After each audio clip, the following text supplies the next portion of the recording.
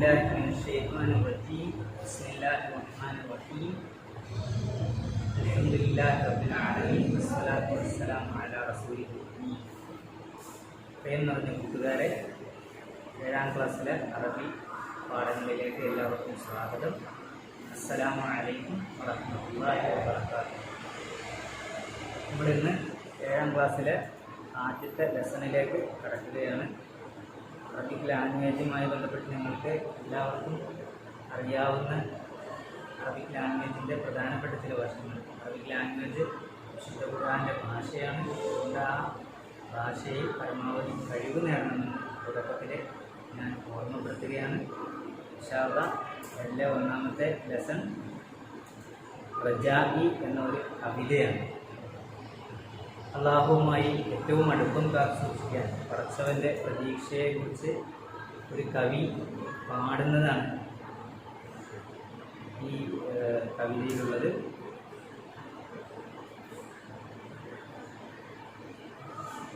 റജാഇ എന്ന കവിത, അതിൻ്റെ ട്യൂണ്, അതിൻ്റെ വസിനാണ് ഞാൻ കൊടുത്തിരിക്കുന്നത്.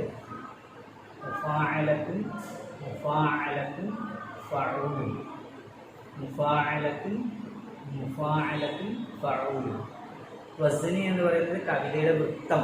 അറബിയിലെ കവിതയുടെ വൃത്തത്തിന് ബഹർ എന്നാണ് പറയുന്നത്. നമ്മൾ സാധാരണ ഒരു ട്യൂൺ ഉണ്ടാവുമല്ലോ, ആ ട്യൂൺ കൊടുക്കുന്നതിന് വേണ്ടിയിട്ടാണ്. അപ്പോൾ നമ്മളിവിടെ അതിൻ്റെ ആ ട്യൂണ് മനസ്സിലാക്കുന്നതിന് വേണ്ടിയിട്ടാണ് ഇത് കൊടുത്തിരിക്കുന്നത്. അത് അടിയിൽ കൊടുത്തതിൻ്റെ ഈ വൃത്തത്തിൻ്റെ പേര് അൽ ബഹ്റുൽ വാഫിർ എന്നാണ്. വാഫിർ എന്ന വൃത്തത്തിലാണ് ഈ കവിത വരുന്നത്. بحور الشعر وافرها جميل مفاعلة مفاعلة فعول بحور الشعر وافرها جميل بحور الشعر وافرها جميل മുഫാഅലത്തുൻ മുഫാഅലത്തുൻ ഫഊൽ. നമുക്ക് അതിൻ്റെ ട്യൂണൊന്ന് കിട്ടാൻ വേണ്ടിയിട്ടാണ്. മുഫാഅലത്തുൻ മുഫാഅലത്തുൻ ഫഊൽ.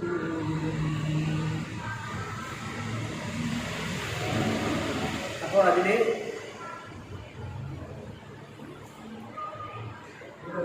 കവിതയുടെ ഒന്നാമത്തെ വരി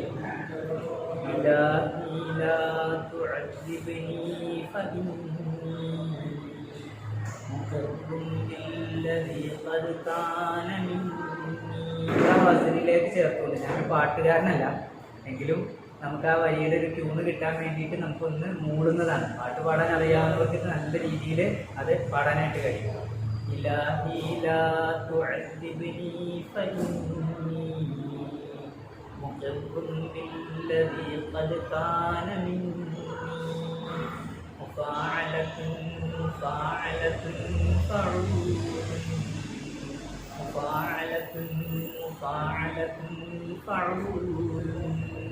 ആ ഒരു ട്യൂണിൽ നിന്നുകൊണ്ട് നമ്മൾ ഈ വരിയുടെ കവിതയുടെ എല്ലാ വരികളും നന്നായിട്ട് പാടി പഠിക്കുക. നല്ല രസകരമായി പാടാൻ പറ്റുന്ന ജമീലായിട്ടുള്ളൊരു വൃത്തമാണ്, നല്ല ഭംഗിയുള്ള വൃത്തമാണ് വാക്ക് എന്നുള്ള വൃത്തം. കവിതാ മത്സരങ്ങൾക്കൊക്കെ പാടാറുള്ള ആ വാഫർ വൃത്തത്തിൽ സാധാരണ ധാരാളം കവിതകൾ വരാറുണ്ട്. എന്താണ് ഈ കവിതയിൽ പറയുന്നത്? ഇലാഹി ലാ തുഅദ്ദിബ്നി ഫഇന്നി ലാ തുഅദ്ദിബ്നി യാ ഇലാഹി. കവി പറയുകയാണ്. ഈ കവിയെ തന്നെ പരിചയപ്പെടുത്തിക്കൊണ്ട് നമ്മൾ പ്രത്യേകം തന്നെ ഇൻഷാ അല്ലാഹ് പറയും. അബുൽ അത്താഹിയ എന്നാണ് കവിയുടെ പേര്. ഞാൻ തുടക്കത്തിലൊന്ന് തൽക്കാലത്തേക്ക് പരിചയപ്പെടുത്താൻ വേണ്ടി മാത്രം പറയുകയാണ്. അബുൽ അത്താഹിയ എന്നാണ് കവിയുടെ പേര്. അബുൽ അത്താഹിയ എന്ന് പറയുന്നത് അദ്ദേഹം ഒരു വിരക്തനായ കവിയാണ്. ഐഹിക ജീവിതത്തിനോട് താല്പര്യം ഇല്ലാതെ പടച്ചവനുമായി കൂടുതൽ അടുത്ത് നിരന്തരം അള്ളാഹുവിൻ്റെ സാമീപ്യം ആഗ്രഹിച്ചു. എന്നാൽ എവിടെയെങ്കിലും ഒരു മൂലയിൽ പോയി അങ്ങനെ ഇരുന്ന് പ്രാർത്ഥനകളും ആരാധനകളും മാത്രമായിട്ടിരിക്കുന്ന ആളല്ല. അദ്ദേഹം ഒരു കച്ചവടക്കാരനായിരുന്നു, ബിസിനസ്സുകാരനായിരുന്നു. അദ്ദേഹം മൺപാത്രങ്ങളൊക്കെ നിർമ്മിച്ച് അതിൻ്റെ മൺപാത്രങ്ങൾ വിൽപ്പന നടത്തുന്ന ഒരു കച്ചവടക്കാരനായിരുന്നു. അതോടൊപ്പം പക്ഷേ അള്ളാഹുവിനോട് ഏറ്റവും അടുത്ത് നിൽക്കുന്ന ഒരു കവി കൂടിയായി പിന്നീട് അദ്ദേഹം മാറുകയാണ്. അദ്ദേഹത്തിൻ്റെ കവിതകളിൽ മധുഹുകൾ പടച്ചവനോടുള്ള സാമീപ്യം ആഗ്രഹിച്ചുകൊണ്ടുള്ള മഹ്ഫിറത്തിനും അഫുവിനും വേണ്ടിയുള്ള ആഗ്രഹിച്ചുകൊണ്ടുള്ള ഒരു കവിതയാണ് നമ്മളിവിടെ പഠിക്കുന്നത്. യാ തുഅദ്ദിബ്നി യാ ഇലാഹി. ഇലാഹി ലാ തുഅദ്ദിബ്നി ഫഇന്നി മുഖിറുൻ ബില്ലദീ ഖദ് കാന മിന്നി. എന്നെ ശിക്ഷിക്കരുതേ എന്ന് പറഞ്ഞുകൊണ്ട് അദ്ദേഹം പറയും. ലാ തുഅദ്ദിബ്നി, അദാബ് എന്ന വാക്ക് നമുക്ക് പരിചയം ഉണ്ടാവും, ശിക്ഷ.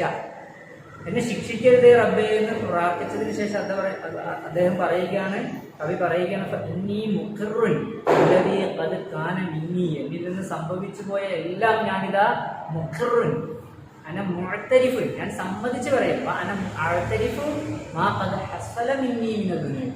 ദുനൂബ്, ഖത്വായ എന്നൊക്കെ നമ്മൾ അറിയാവുന്ന തെറ്റുകൾ, പാപങ്ങൾ. അപ്പോൾ അന അഅ്തരിഫു, ഞാൻ സമ്മതിച്ച് പറയും. അന മുഖിറുൻ, അന മുഅ്തരിഫു മാ ഖദ് ഹസ്സല മിന്നി മിന ദുനൂബി വൽ ഖത്വായ.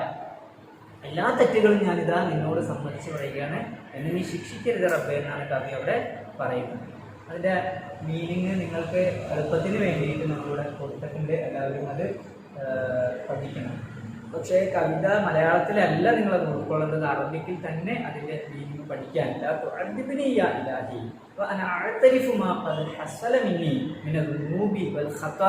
എന്ന് റബ്ബിന്റെ മുമ്പിൽ പറയാൻ പറ്റുന്ന, അള്ളാഹിനോട് നമ്മൾ പ്രാർത്ഥിക്കുക. കവിയുടെ പ്രാർത്ഥന പഠിക്കുന്നതിനൊപ്പം നമ്മൾ അള്ളാഹിനോട് എന്ത് ചെയ്യണം, ഉള്ളു തുറന്ന അറബിക് ലാംഗ്വേജിൽ തന്നെ പറയുമ്പോൾ നമുക്ക് ആ ഭാഷയും കിട്ടുകയാണ്. റബ്ബിനോട് പ്രാർത്ഥന കൂടുതൽ നമുക്ക് ആത്മാർത്ഥമായി പ്രാർത്ഥിക്കാനും നമുക്ക് കഴിയും. കവി പറയുകയാണ്, അടുത്ത വരിയിൽ കവി പറയുകയാണ്,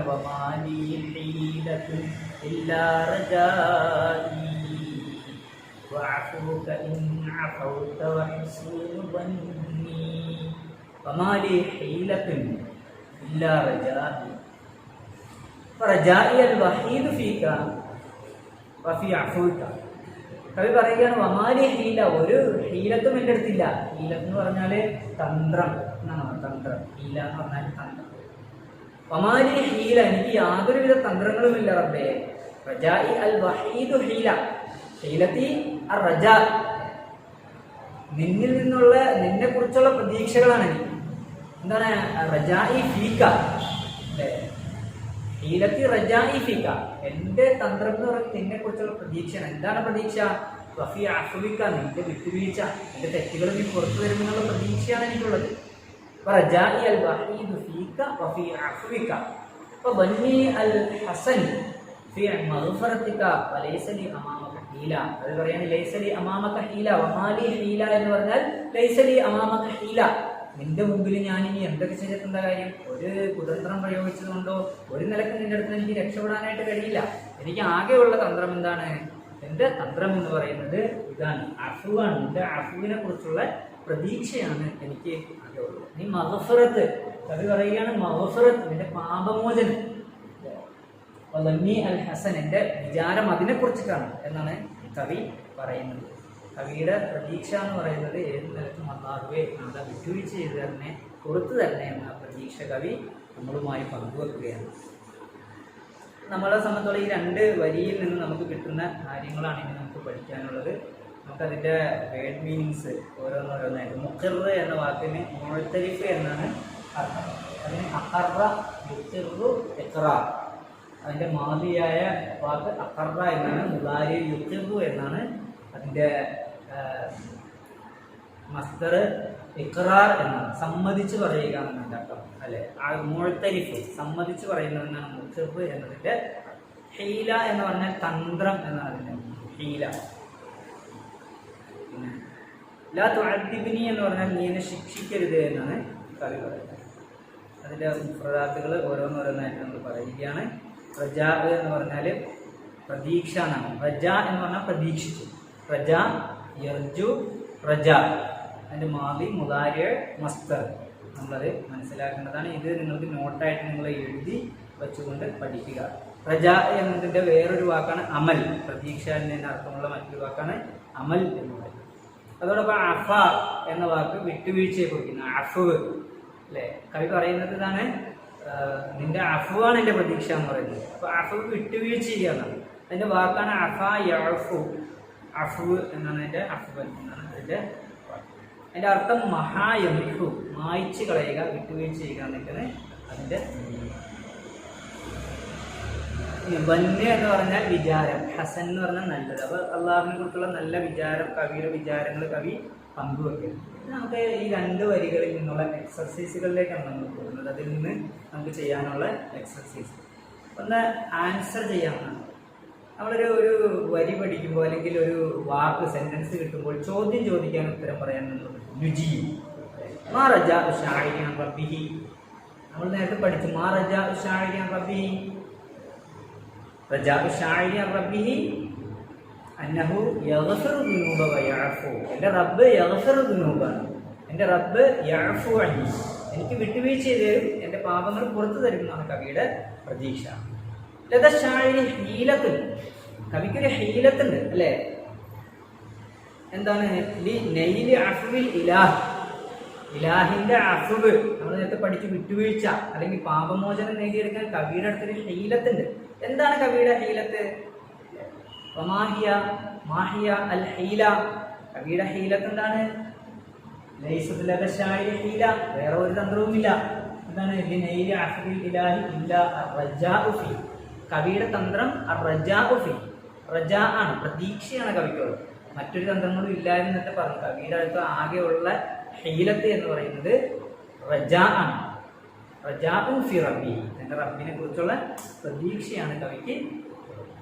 ഇനി നമുക്കതിൻ്റെ മറ്റൊരു എക്സസൈസിലേക്ക് നമുക്ക് കടക്കാം. നഖ്താറുൽ മാനി അൽ മുനാസിബ മിനൽ ആത്തിയത്തി ലിഹാദൽ ബൈത്ത്. ചോദ്യം നന്നായി മനസ്സിലാക്കുക, എന്നിട്ട് അതിൻ്റെ ഉത്തരം നിങ്ങൾക്ക് പറയാൻ വേണ്ടിയിട്ട് ശ്രമിക്കുക. നഖ്താറുൽ മാനി അൽ മുനാസിബ മിനൽ ആത്തിയത്തി ലിഹാദൽ ബൈത്ത്. യോജിച്ച ഒരു മീനിങ് എന്താണ്? ഈ 3 അർത്ഥങ്ങൾ വരി കൊടുത്തിട്ട് അതിൻ്റെ കവിതയുടെ ഒരു ബൈത്ത് കൊടുത്തിരിക്കുന്നു, അതിൻ്റെ 3 മീനിങ്സ് കൊടുത്തിട്ടുണ്ട്, മായന കൊടുത്തിട്ടുണ്ട്. ഏതാണ് ഈ കവിതയുമായി ഈ വരിയുമായി ഏറ്റവും സ്യൂട്ടായിട്ടുള്ളത് എന്ന് നിങ്ങൾ പറയുക. വരി ഇതാണ്: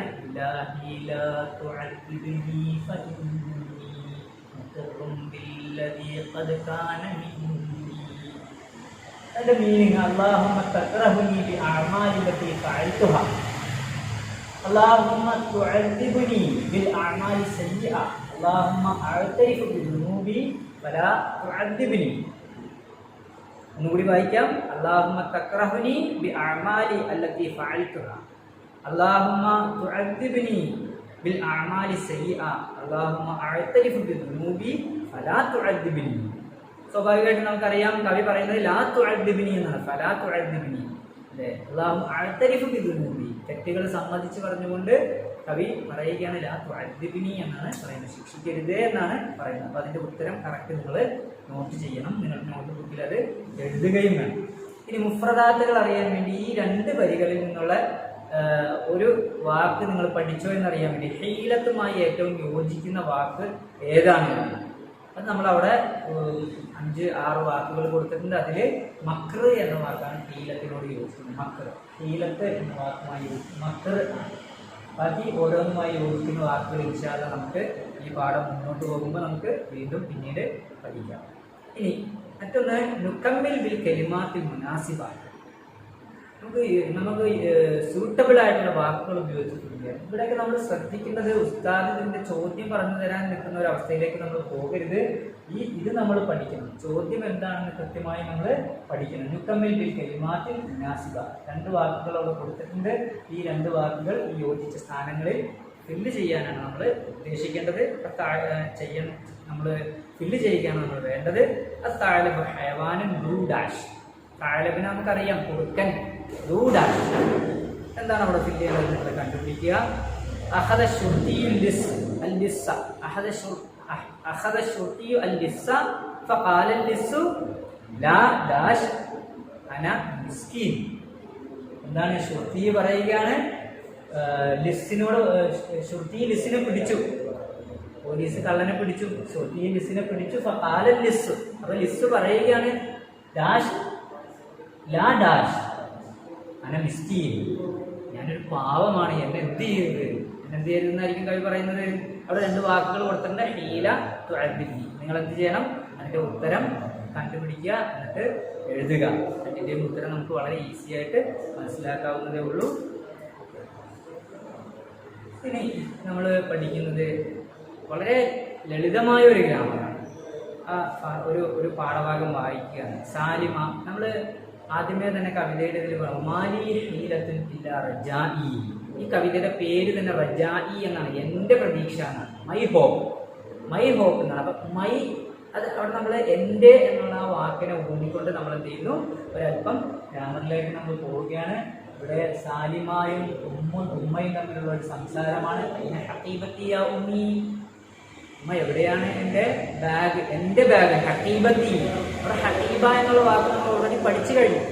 എൻ്റെ എന്ന് ചേർക്കാൻ വേണ്ടി നമ്മൾ ഒന്നും കൂടി പ്രാക്ടീസ് ചെയ്യണം. ഹഖീബത്തി.